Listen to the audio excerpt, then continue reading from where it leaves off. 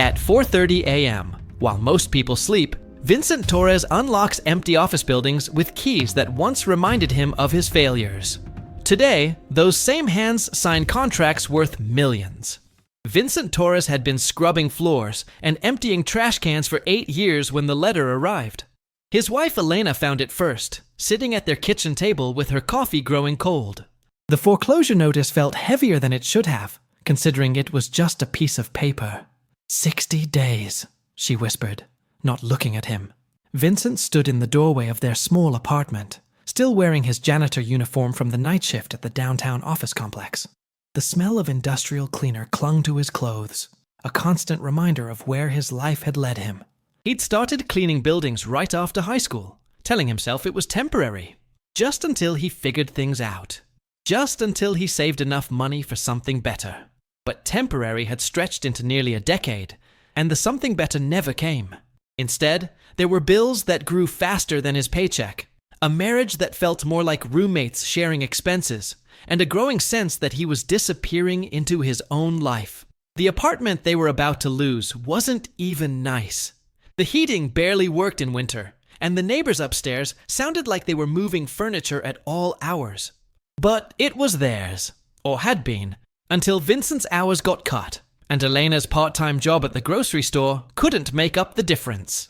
"I applied for overtime again," Vincent said, knowing how hollow it sounded. His supervisor had been clear.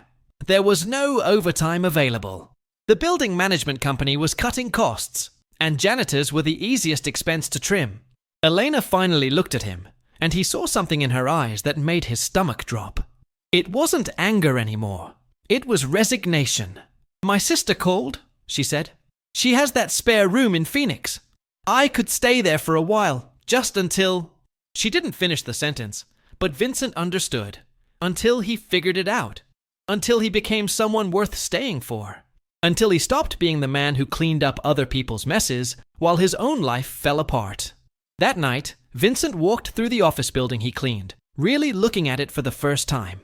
23 floors of glass and steel, filled with empty desks and dark computer screens.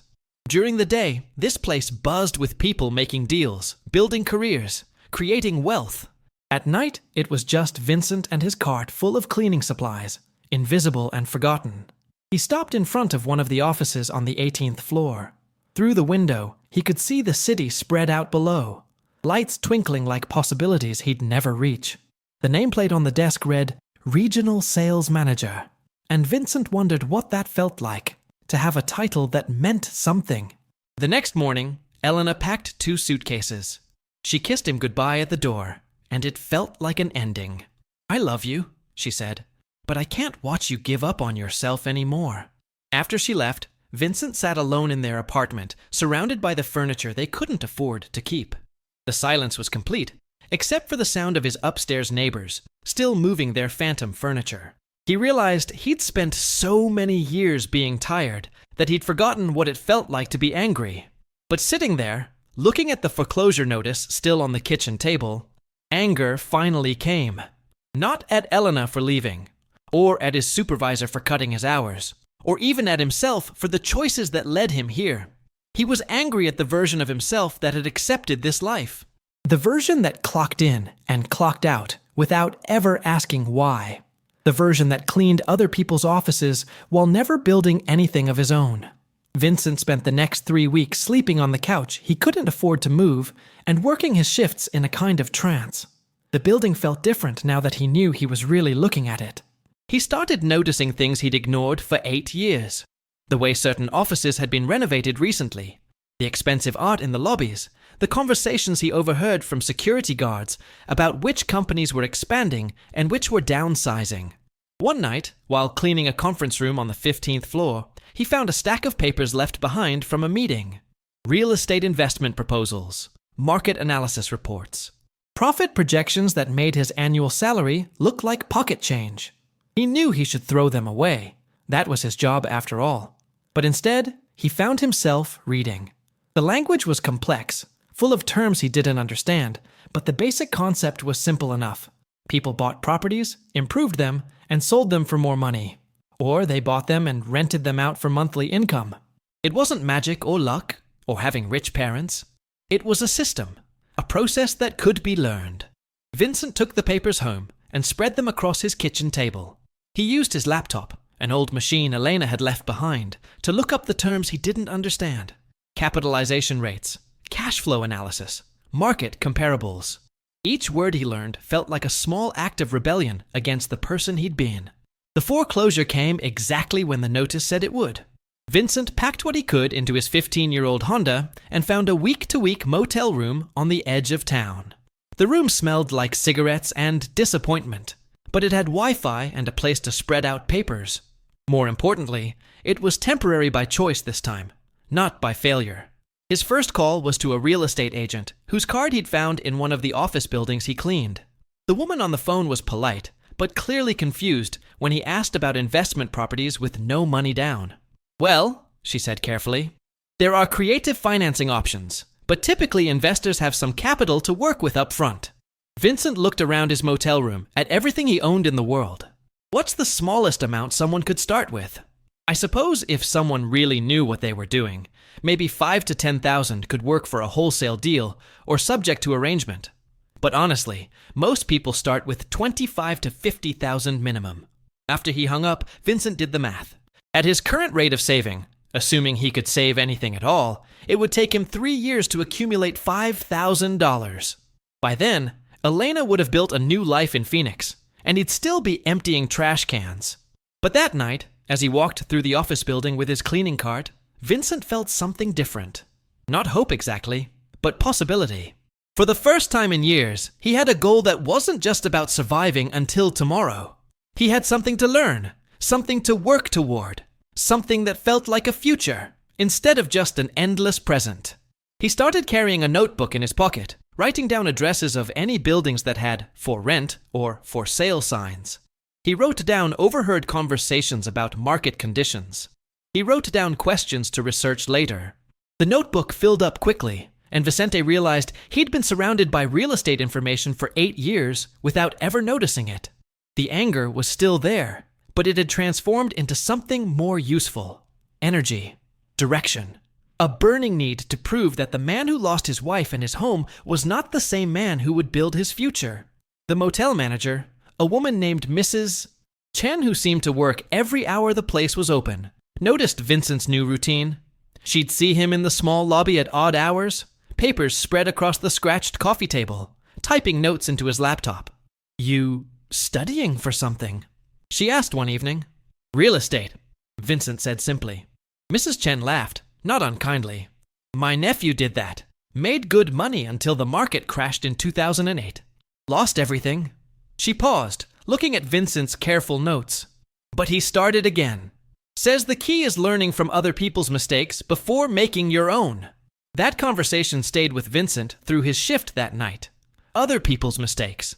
As he cleaned executive offices, he started paying attention differently.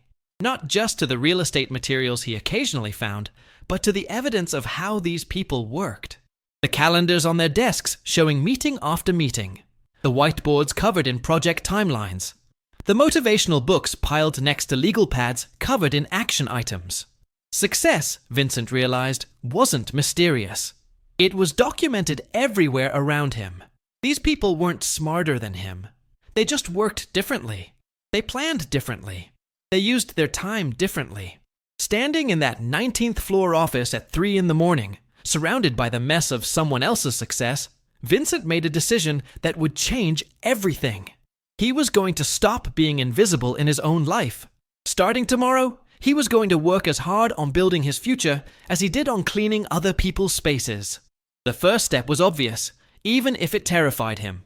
If he wanted to learn real estate, he needed to meet people who actually did real estate. And the people who did real estate started their days long before his night shift ended. Vincent looked at his watch. 3:45 a.m. In 45 minutes, successful people would start waking up to begin their days. And for the first time in 8 years of night shifts, Vincent decided he was going to be awake to join them. Vincent's alarm went off at 4:30 a.m. for the first time in his life. After 8 years of night shifts, his body rebelled against being conscious at this hour. But sleeping in the motel had never been comfortable anyway. and the fluorescent light outside his window had been buzzing all night like a broken promise. He drove through empty streets to a 24-hour diner he'd noticed during his late-night commutes. The place was called Mel's, and at 5 a.m. it was surprisingly alive. Not with the desperate energy of late-night drifters, but with the purposeful quiet of people starting their days early. Vincent ordered coffee and opened his notebook. He'd written down the names of 3 real estate investment groups that met regularly in the city, all of them gathering before 8 a.m. The first one, called the Early Bird Investors Network, met every Tuesday at 6:30 a.m. in the conference room of a hotel near downtown. "You look like someone with a plan," said the waitress, refilling his coffee. Her name tag read Ruby, and she moved with the efficiency of someone who'd been working morning shifts for decades. "Trying to build one," Vincent replied. "Good. Plans are better than luck." Ruby glanced at his notebook. "Real estate. My ex-husband tried that.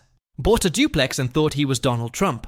Turned out maintenance costs money, and tenants don't always pay rent." Vincent looked up from his notes. "What happened?" "Lost the duplex, obviously. But you know what? His brother bought it from the bank when it got foreclosed. Same property, same market. But the brother actually learned how to be a landlord first. Now he owns 6 properties." Ruby shrugged. "Same opportunity, different preparation." That phrase stayed with Vincent through his shift that night. Different preparation. He realized he'd been preparing for failure his entire adult life. Taking the safe job, avoiding risks, accepting whatever someone else decided to pay him. What would preparing for success look like? The next Tuesday, Vincent sat in his Honda outside the hotel conference room at 6:15 a.m., watching people arrive for the early bird investors meeting. They looked ordinary, middle-aged mostly, carrying coffee and briefcases, talking on phones about market conditions and contractor estimates. Not superheroes or geniuses, just people who'd learned something he hadn't. Vincent waited until 6:35 to go inside, hoping he could slip in without drawing attention. The room held about 30 people seated around tables, and a woman at the front was explaining tax benefits of depreciation. The conversation was completely over his head, but Vicente found an empty chair and listened anyway. "New face," whispered the man sitting next to him. He was maybe 50, wearing a polo shirt and looking more like a suburban dad than Vincent's idea of a real estate mogul. "I'm Tom. Been coming here 3 years." "Vincent, first time. Good meeting to start with. Diana up there actually knows what she's talking about. Most of these networking groups are just people trying to sell you courses, but this one's different. We share real deals, real numbers." After the presentation, Tom introduced Vincent to a few other members. Nobody seemed impressed or unimpressed that he was a janitor. It just was what it was. What they wanted to know was whether he was serious about learning. "You got any money saved up?" asked a woman named Janet, who apparently owned 12 rental properties. "Working on it," Vincent said. "Smart. Don't rush in without capital. But while you're saving, start learning. Drive neighborhoods, look at market rents, understand what properties actually cost to maintain. Knowledge is free if you're willing to work for it." Over the next month, Vincent attended every Tuesday meeting and started following the group's advice. After his night shifts, instead of going straight home to sleep, he drove through different neighborhoods with a clipboard, writing down addresses of rental properties and researching their values online. He learned that his city had distinct rental markets, near the university where students would pay premium prices for walkable housing, in the downtown area where young professionals wanted modern amenities, and in the suburban neighborhoods where families looked for space and good schools. More importantly, he learned that real estate investment wasn't about having perfect properties or huge amounts of money. It was about understanding numbers and solving problems. A property that seemed overpriced might actually be a good deal if the rent it could generate justified the cost. A property that looked perfect might be a disaster if it was in a declining neighborhood or had hidden maintenance issues. The notebook Vincent carried in his pocket grew thick with addresses, rental rates, and property values. But more than information, he was building something else, confidence that this world was learnable. The people at the Tuesday meetings weren't born knowing about cap rates and cash flow analysis. They'd learned it the same way Vincent was learning it now, one concept at a time. 6 weeks after his first meeting, Tom offered Vincent something that would change everything. "I'm buying a triplex next month," Tom said, as they walked to their cars after a Tuesday session. "Investment partners, fixer-upper property, should be profitable after renovation. I could use someone reliable to help with the rehab work, painting, cleanup, basic maintenance. Can't pay much, but you'd see the whole process from purchase to tenant placement." Vincent felt his heart rate increase. "I've never done construction work. Neither had I when I started. The important part isn't the manual labor. It's seeing how a deal actually works from start to finish. Most people spend years reading about real estate investment, but never see the inside of an actual project." That night, Vincent called Elena for the first time since she'd left for Phoenix. Her voice sounded distant, not just geographically.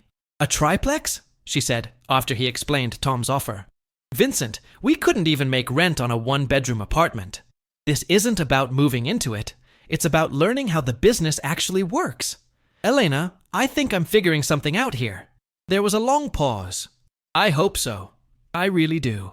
But Vincent, I've heard you get excited about things before. Remember when you were going to start that landscaping business? Or when you talked about going back to school?" She was right, and they both knew it. Vincent had a history of starting things he didn't finish, of being enthusiastic for a few weeks before life got in the way. But something felt different this time. Maybe it was waking up at 4:30 every morning and actually doing it. Maybe it was the notebook full of real information instead of just dreams.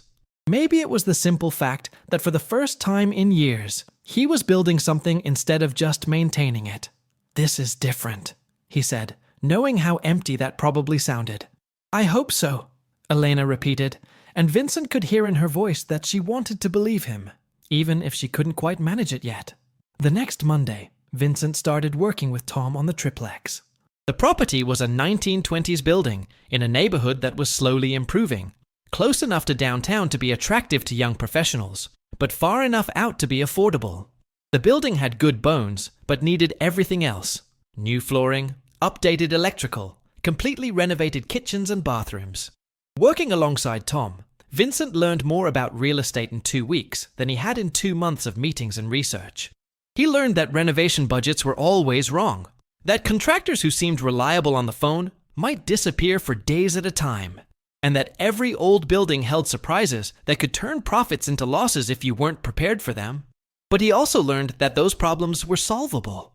Tom had systems for dealing with unreliable contractors, budgets that included contingencies for unexpected expenses, and a network of trusted professionals he could call when something went beyond his own skills. "The key," Tom explained while they painted the second-floor hallway, "is treating this like a business instead of a hobby. Every expense gets documented, every decision gets analyzed, every outcome gets evaluated so you can do better next time."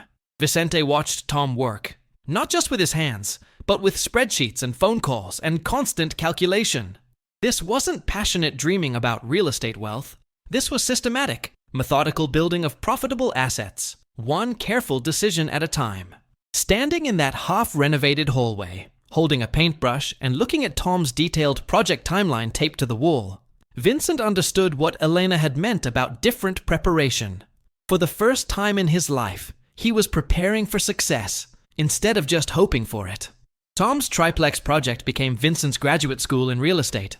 Every morning after his 4:30 a.m. start, Vincent spent 3 hours learning practical skills that no amount of reading could teach him. How to evaluate whether a foundation crack was cosmetic or structural. How to calculate whether upgraded appliances would generate enough additional rent to justify their cost. How to interview potential tenants in a way that revealed their actual reliability rather than just their stated intentions. The most valuable lesson came when the project hit its first major obstacle. The electrical inspection revealed wiring so old that the entire building needed to be rewired, an unexpected expense of $8,000 that turned Tom's projected profit into a potential loss. Vincent watched Tom's reaction carefully, expecting frustration or panic. Instead, Tom pulled out his phone and made 3 calls. The first was to his electrician, negotiating a payment schedule that spread the cost over 2 months. The second was to his bank, arranging a small line of credit against another property he owned. The third was to a real estate agent he knew, asking about recent sales of similar properties in the neighborhood. Problems aren't obstacles, Tom explained while they waited for the electrician to arrive. They're information. This wiring issue tells me something important about what the rental market will bear in this neighborhood. If I can't make this deal work with proper electrical, then I need better deals or different neighborhoods. Tom's systematic approach to problem solving became Vincent's model for everything else.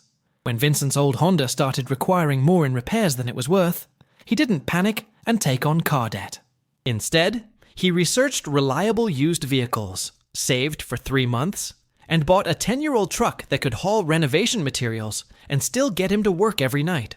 When the motel room started feeling like a trap rather than a temporary solution, Vincent didn't immediately look for an apartment he couldn't afford.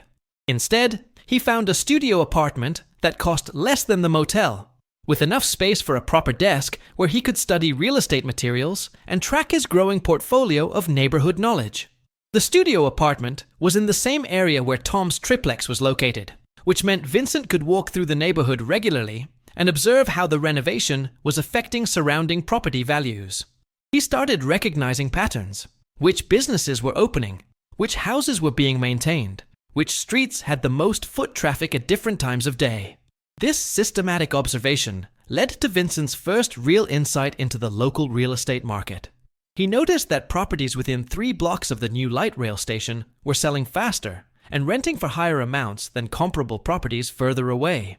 The transportation connection wasn't just convenient, it was economically transformative for the entire area. Vincent brought this observation to the Tuesday morning investment meeting, supporting it with 6 weeks of documented rental listings and sale prices. The presentation was simple but thorough, and it caught the attention of Janet, the woman who owned 12 rental properties. "You're starting to think like an investor instead of just a worker," she said afterward. "Have you considered getting your real estate license?" The idea had never occurred to Vincent. He'd been so focused on learning to invest that he hadn't considered the business of helping other people invest. "Real estate agents, good ones anyway, see every deal in their market," Janet continued. "They understand pricing, financing, and market conditions better than almost anyone. Plus, the license gives you access to the MLS system. All the data you've been trying to collect manually is right there in real time." That weekend, Vincent researched real estate licensing requirements. The course would take 3 months and cost $1,500 he didn't have. But he'd learned from Tom's approach to problems. Instead of seeing obstacles, look for information and solutions. Vincent called Elena again, this time with a specific proposal rather than vague enthusiasm. "I want to spend the money I've been saving on getting my real estate license," he said. "It's not about quitting the night job yet. It's about building skills that could eventually replace it." Elena's response surprised him. "You sound different," she said. "Not like you're trying to convince me of something, just like you're explaining what you're going to do. I guess that's because I know what I'm going to do now. With or without the license, I'm going to keep learning this business until I understand it completely. The license just makes the learning faster and more complete." They talked for nearly an hour, the longest conversation they'd had since she left for Phoenix. Elena told him about her job at an accounting firm, how she'd been learning bookkeeping and payroll management. Vincent told her about the triplex project, how seeing Tom's systematic approach had changed his understanding of what business actually meant. "Maybe we were both learning things we needed to learn separately," Elena said before they hung up. Vincent enrolled in real estate classes the next week, scheduling them around his work shifts. The coursework was challenging, but not impossible. Contract law, financing principles, property valuation methods. More importantly, the other students were a mix of career changers, young professionals, and experienced investors looking to formalize their knowledge. Being in class with people who were serious about real estate as a career reinforced Vincent's growing confidence that this path was realistic, not just hopeful thinking. His classmates weren't superhuman. They were people like him who decided to learn a profitable skill and were willing to do the work required to master it. Tom's triplex was finished and rented during Vincent's second month of real estate classes. 3 units, all rented within 2 weeks of completion, generating monthly income that would pay Tom's mortgage and provide profit of nearly $600 per month. More importantly for Vincent, the project had demonstrated that real estate investment was predictable math, not lucky gambling. "Ready for the next one?" Tom asked as they walked through the completed building one final time. Vincent looked around at the renovated apartments, thinking about the months of work that had transformed a neglected building into profitable housing for 3 families. "What do you mean?" "I'm looking at a duplex across town. Same process, bigger profit potential, but I need someone I trust to help with project management. You interested in learning the business side instead of just the manual labor side?" Standing in that renovated triplex, Vincent realized Tom was offering him something more valuable than money. He was offering him real experience in running investment projects from start to finish. The opportunity to build a track record that would qualify him to find his own deals, attract his own investors, create his own success. For 8 years, Vincent had been working for other people's success, cleaning their offices while they built wealth. Now someone was offering to teach him how wealth actually got built, one systematic project at a time. "Yes," Vincent said. And for the first time in his adult life, that simple word felt like the beginning of something, instead of just another way to survive until tomorrow. Vincent passed his real estate licensing exam on his first attempt in December, 3 months after starting classes, and 9 months after his first Tuesday morning investment meeting. The license itself was just a piece of paper, but what it represented was everything. Formal recognition that he'd acquired knowledge valuable enough to be regulated by the state. Tom's duplex project became Vincent's training ground for the business side of real estate investment. Instead of just providing manual labor, Vincent managed contractor schedules, tracked renovation budgets, researched comparable sales and rental rates, and coordinated the dozens of details that turned an idea into profit. The duplex deal revealed the method that would transform Vincent's life completely. Tom had found the property through a wholesaler, an investor who found distressed properties, got them under contract, and then assigned those contracts to other investors for a fee. The system fascinated Vincent because it required knowledge and relationships rather than large amounts of capital. "Here's how it actually works," Tom explained as they reviewed the duplex numbers over coffee one morning. Wholesalers find properties where the owner needs to sell quickly: estate sales, divorces, job relocations, financial problems. They offer fast closings with cash, usually well below market value. Then they find investors like me who have capital but don't have time to track down deals.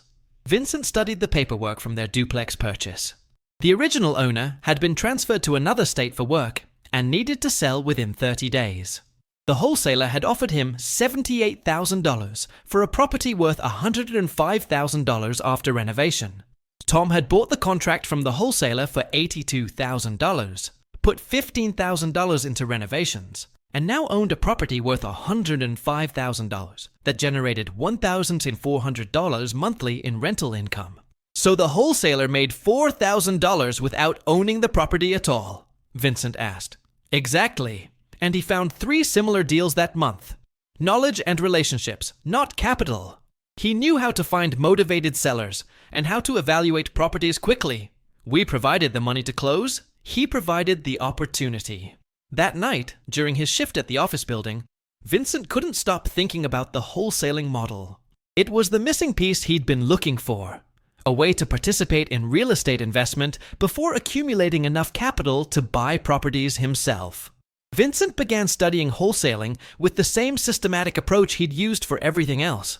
He researched how to find motivated sellers, how to evaluate properties quickly, how to estimate renovation costs accurately, and how to build a network of cash investors. More importantly, he learned that wholesaling was legal and ethical when done properly, providing real value to sellers who needed fast sales and investors who needed good deals. The key insight came from combining his real estate license with the wholesaling strategy. Licensed agents had access to MLS data and could identify distressed properties before they hit the general market. They also had credibility with sellers and sophisticated systems for tracking market conditions. Vincent's first wholesaling opportunity came from an unexpected source: Mrs. Chen at the motel. Her nephew, the one who'd lost everything in 2008 and then rebuilt his portfolio, was looking for an agent to help him acquire more rental properties. Vincent had moved out of the motel months earlier, but he still stopped by occasionally to share coffee and conversation with Mrs. Chen. He's got cash to buy, but he's busy managing his existing properties, Mrs. Chen explained. Says he needs someone young and hungry who can find him the deals he doesn't have time to find himself. Vincent met Mrs. Chen's nephew David at a coffee shop near the university. David was exactly what Vincent had pictured a successful real estate investor would look like. Confident, well-dressed, asking detailed questions about market conditions and deal flow. "Mrs. Chen says you're learning the business," David said. "What's your strategy?" Vincent explained his combination approach, using his real estate license to identify opportunities and his wholesaling knowledge to create deals for investors like David. He showed David the neighborhood analysis he'd been developing, the renovation cost estimates he'd learned to calculate, and the network of contractors and property managers he'd identified through Tom's projects. David was impressed enough to propose a partnership. Vincent would find potential investment properties and present detailed analysis of their profit potential. If David decided to purchase, Vincent would earn both a real estate commission and a wholesaling fee. More importantly, David would mentor Vincent in advanced investment strategies and eventually provide financing for Vincent's own deals. Their first project together was a small apartment building near downtown. 4 units that needed moderate renovation, but was priced below market because the owner lived out of state and couldn't manage it properly. Vincent identified the property through MLS searches, analyzed the renovation requirements and rental potential, and presented David with a complete investment proposal. David bought the building for $145,000, put $22,000 into renovations that Vincent managed, and within 3 months had a property worth $195,000, generating $2,800 monthly in rental income. Vincent earned $350 in real estate commissions and $2,000 in wholesaling fees. More money at one time than he'd ever earned from anything. But the money wasn't the most important part. Vincent had proven to himself that he could identify profitable opportunities, manage complex projects, and deliver results that created value for other people. He'd built skills that were genuinely valuable in the marketplace. David immediately wanted to find more deals, and Vincent was ready. Over the next 6 months, they completed 4 more investment projects, each one teaching Vincent additional aspects of the business. How to evaluate commercial loan applications, how to negotiate with contractors and suppliers, how to screen tenants and manage properties effectively, how to analyze markets and predict which neighborhoods would appreciate in value. More importantly, Vincent learned how to think like a business owner rather than an employee. Instead of trading time for money, he was creating systems that generated income from his knowledge and relationships. Instead of being dependent on one employer's decisions, he was building multiple streams of revenue from different aspects of the real estate business. By his 1-year anniversary of getting his real estate license, Vincent had earned more money in real estate than he made from 2 years of janitorial work. But more significantly, he'd built a foundation for long-term wealth creation. He had investor relationships, contractor networks, market knowledge, and deal-finding systems that would only become more valuable over time. The breakthrough moment came when David offered to finance Vincent's first personal investment property. A duplex similar to Tom's project, but with Vincent as the owner, rather than the worker. "You've proven you can find good deals and manage them properly," David said. "Time for you to start building your own portfolio instead of just finding properties for other people." Standing in that duplex on a Tuesday morning, exactly 2 years after his first Tuesday morning investment meeting, Vincent realized the method that had transformed his life wasn't complicated or secret. Early mornings for learning instead of sleeping. Systematic research instead of random hoping. Relationships with people who knew more than he did. Real projects that taught practical skills. Consistent action toward clear goals instead of vague dreams about someday. The 4:30 a.m. wake-up time that had once felt impossible was now automatic. Not because Vincent had become a different person, but because he'd finally found something worth waking up early for. Vincent's phone buzzed at 4:25 a.m., 5 minutes before his alarm was set to go off. It was Elena, calling from Phoenix, where the time difference made it 3:25 a.m. "I couldn't sleep," she said when he answered. "I've been thinking about something." They'd been talking regularly for months now, their conversations evolving from careful updates to genuine friendship to something that felt like possibility again. Elena had been following Vincent's progress from Arizona, watching him transform from someone who talked about change to someone who actually changed. I got offered a promotion here, Elena continued. Bookkeeping supervisor, good salary, real career path, everything I thought I wanted when I left. Vincent sat up in bed, instantly awake. That's great. You've worked hard for it. But I keep thinking about something you said months ago. About building something instead of just maintaining it. I'm good at this accounting work, Vincent, but I'm not building anything. I'm just processing other people's financial success. Vincent understood exactly what she meant. 2 years ago, he'd been cleaning other people's offices while they built careers. Elena was managing other people's money while they built wealth. What are you thinking? Vincent asked. I'm thinking about coming home. Not to try again with how things were, but to see what we might build together with who we've become. Vincent looked around his studio apartment, which was clean and organized but sparse. On his desk were spreadsheets tracking his growing real estate business, market analysis reports, and keys to the duplex he now owned. It wasn't much to look at, but it represented everything. I'm not the same person who lost our apartment, Vincent said quietly, and you're not the same person who had to leave. I know. That's why I want to come back. Not to rescue what we lost, but to build something new. Elena returned 3 weeks later. Their first project together was a small rental property Vincent had identified through his new investor network. Working together felt natural. Two people with complementary skills building toward shared goals, instead of just surviving day to day. The business grew steadily. Vincent's reputation as an agent who understood investment properties brought him clients from the Tuesday Morning Investment Group. Elena's accounting skills helped Vincent organize his finances and develop sophisticated analysis tools for evaluating deals. Within a year, they'd formed a partnership. Elena managed financial analysis and property management, while Vincent focused on finding deals and managing renovations. They owned 3 rental properties together and had helped dozens of investors find profitable opportunities. The biggest change wasn't financial, though Vincent now earned more in a month than he used to make in 6 months of janitorial work. The biggest change was psychological. The transformation from someone who accepted whatever life offered to someone who actively created the life he wanted. Vincent still woke up at 4:30 a.m., but now it was to review property listings, return investor calls, and plan his day around building wealth instead of maintaining other people's success. The early morning hours had become his competitive advantage. While most agents worked normal business hours, Vincent was already 3 hours into productive work. The Tuesday morning investment meetings became networking opportunities rather than learning experiences. Vincent and Elena often presented market analysis to the group, sharing insights about neighborhoods and financing options. They'd gone from audience to experts, from students to teachers. On a Tuesday morning, exactly 3 years after Vincent's first investment meeting, he and Elena sat in the same hotel conference room where he'd once felt completely overwhelmed.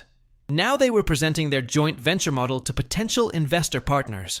After the presentation, a young woman approached them. She wore a fast food uniform and had the same combination of hope and uncertainty Vincent remembered from his early days. I work nights at a call center, she said. I've been reading about real estate investment, but I don't know how to get started. Everyone talks about needing money to make money. Vincent looked at Elena, then back at the young woman. What time do you get off work? 6 a.m. usually. Perfect. There's a diner called Mel's 10 minutes from here. Meet us Thursday morning at 6:30. Bring a notebook. The first lesson is free. As they walked to their car, Elena took Vincent's hand. Remember when you used to talk about feeling invisible? Vincent looked back at the hotel, where they'd just taught people how to build wealth through real estate. 3 years ago, he'd snuck into that same building feeling like he didn't belong. Now, people sought his advice and paid for his expertise. I remember feeling like I was disappearing into my own life, Vincent said. Like I was maintaining other people's success while my dreams got smaller. And now? Vincent thought about the young woman they'd just agreed to mentor, about the investor clients who trusted him, about the portfolio he and Elena were building together, about waking up every morning excited to work on problems that mattered to him. Now, I feel like I'm finally building the life I was supposed to be living. That night, Vincent drove past the office building where he'd worked as a janitor for 8 years. The building looked smaller somehow, less imposing than when it represented everything he couldn't achieve. The 4:30 a.m. habit that had begun as desperate rebellion against his old life had become the foundation of his new one. Not because early mornings were magic, but because they represented something deeper. The decision to invest in his future instead of just maintaining his present. Vincent's phone buzzed with a text from Elena. The new property inspection went well. Another good deal. See you at home. Home. Not a motel room or sparse apartment, but the place they were building together with intention and effort, and the knowledge that success wasn't mysterious or lucky. It was the predictable result of learning what worked and doing it consistently, one early morning at a time. End of the story. Leave a like, subscribe to the channel so you don't miss the next stories of overcoming. And leave your comment below. Your message might brighten someone's day. See you in the next video.